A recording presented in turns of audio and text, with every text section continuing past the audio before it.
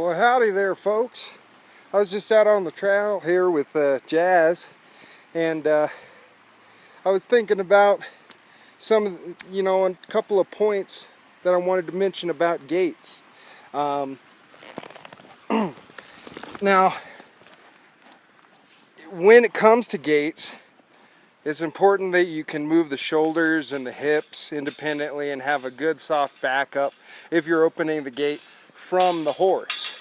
But a gate like this is pretty low to reach on horseback, this latch.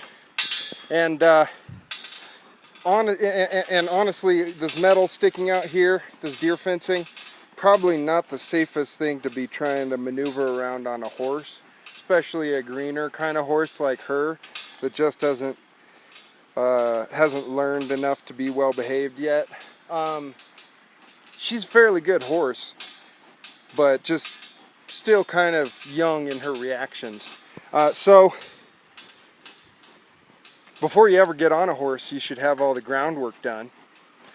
And that comes in handy when you're going through gates that you have to get off your horse to open up. Because say I wanted to go through this gate, but I didn't want my horse to go through the gate. Well, you have to have a good backup signal.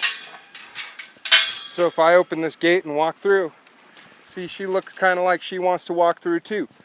And if I didn't want her to, I'd have to have a backup to be able to say, no, I don't want you to do that yet. And let's see if we can get that a little lighter this time.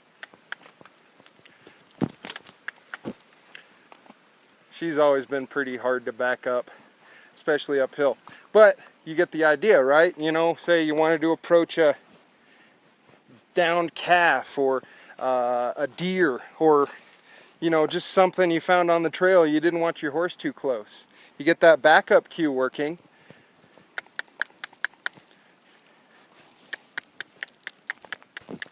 There you go.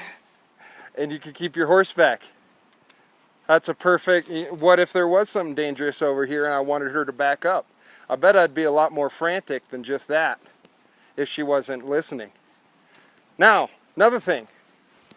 What if I opened this gate uphill and it kept swinging down closed? Or, what if I just needed to anchor this gate somehow, but I needed my horse to get through? Oh God, isn't it annoying trying to pull your horse through and your arm isn't long enough and they just won't move their stinking butt for no reason? Well, that's why we have our groundwork down. That way we can send our horse through the gate. Actually, this is pretty nice. She's showing us what could go wrong. There you go. You can send your horse through the gate, then she should turn around and face you. She had a little extra gas. She wants to maybe take herself back through the gate. That's fine. Then turn her back and have her face us. That way we can come on through the gate, close it up and go on our merry way, and she's right with us. Or if we wanted to bring her on through, just like that, look at her hips, ask her to turn around and face us, and then we can turn back and go ahead and latch the gate.